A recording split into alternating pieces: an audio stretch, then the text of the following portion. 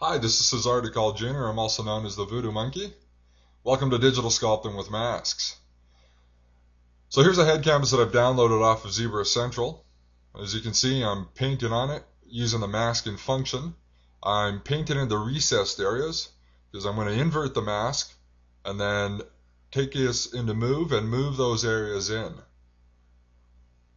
Once I'm happy with that, I'll go back into the draw function and use the inflate along with the shortcuts or hotkeys, Shift and Alt for smoothing and Z sub to refine the shape until I'm happy with it.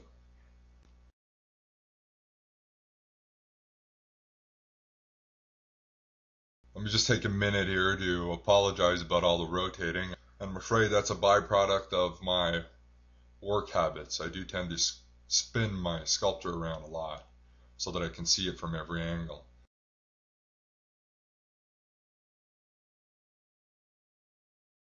I will do better next time. Once again, using the masking function, I paint in the recess areas of the nasolabial folds, jowls, jawline, orbital sockets, invert the mask, and then go into move, and move those areas in.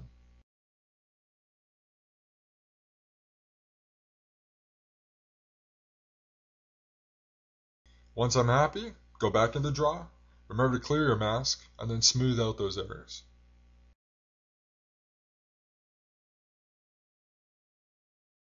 This is going to get repetitive, so just note that I'm using this back and forth workflow to define the anatomy of the head.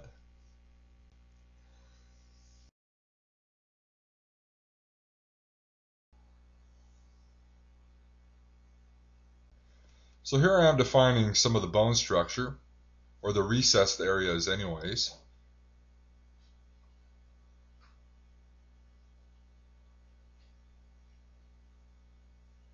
And I'll move these in, but in this case I'm not going to move the entire thing. I really just want to kind of crease some of the edges. So you can see that I spent most of my time doing that and then just refining, and then I'm leaving some of that crispness behind because I want the boniness of the skull underneath to show through. I want to get that feeling of bone just underneath the skin. And then now I'm back in draw and I'm using the inflate to bring out some of the bony masses.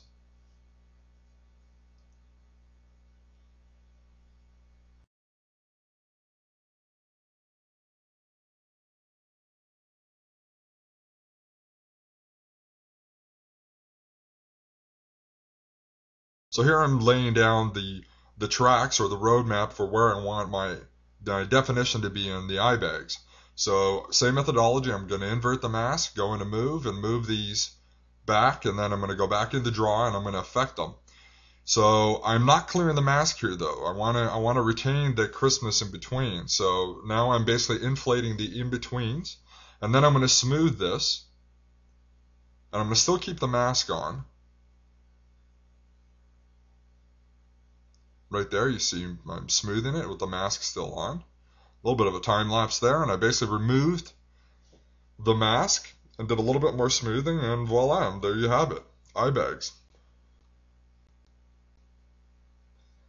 This is where using masks becomes a whole lot of fun.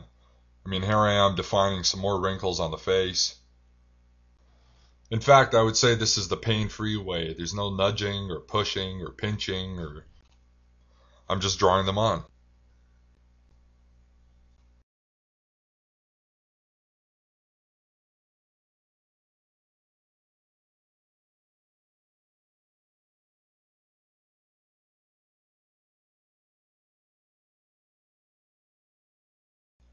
All in all, I'd say this head took about 25 minutes to do. I'm not saying that to impress anybody, but maybe to impress upon you that this is an extremely efficient way to quickly form your head and get some of the major forms and details of anatomy into your sculpture in a very efficient way and method. And then you can go in and refine and do a lot of your secondary forms and your extreme surface detailing. So here you can see that I've inverted the mask back to its original state. I haven't cleared the masks, and I'm basically using the inflate to paint in between and give some volume, peaks and valleys to the wrinkles.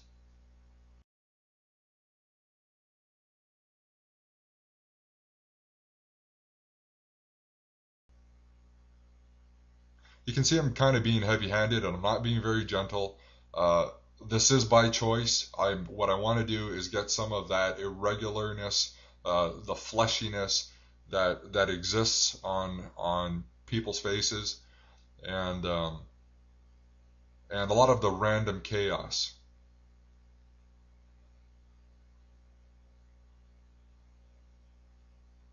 The happy accidents.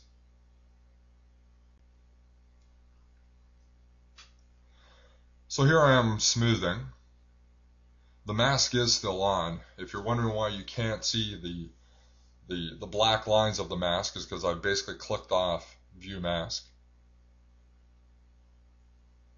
And in a second here I'm going to clear the mask and you'll see what a big difference it makes.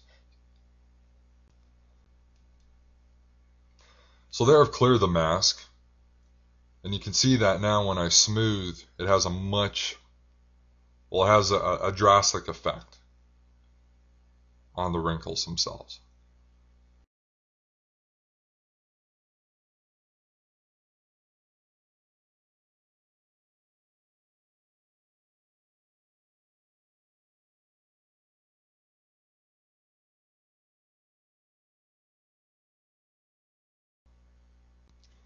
What I'm trying to do with the smoothing is not to erase the forms, but to get them to melt into each other.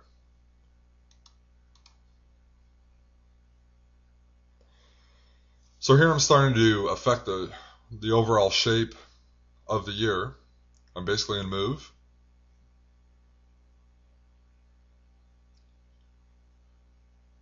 And now I'm going to use masks to define the complexity of the ear structure.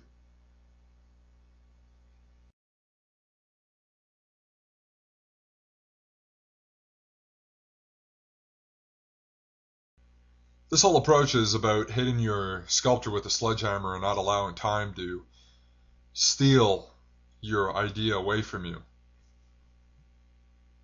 The thing is, as an artist, I'm always fighting against the time monster. Time can eat up an amazing amount of my creative spark or artistic juice.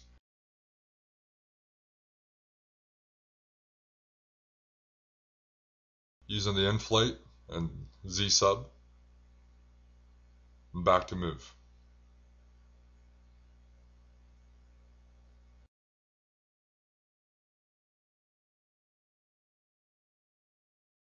In this case, I'm using the mask as a holding element so that I can pull the geometry over itself.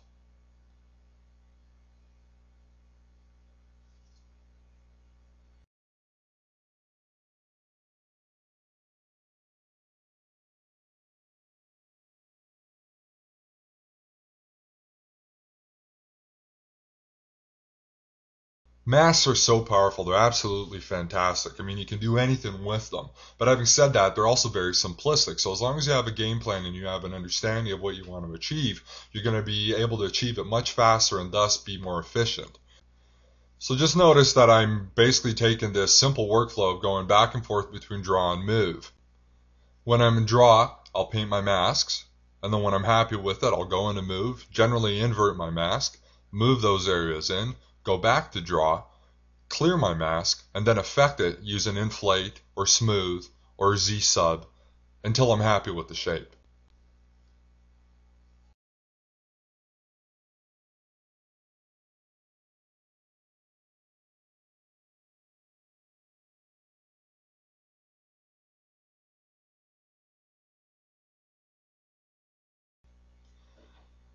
Again, using the mask as a holding element, I want to close the lips here. So I basically mask that area off and pull the upper lip down.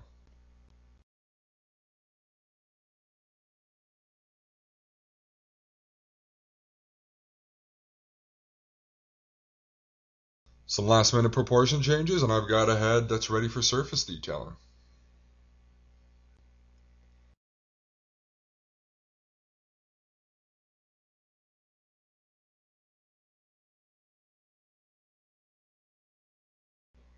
Well, thank you very much for watching.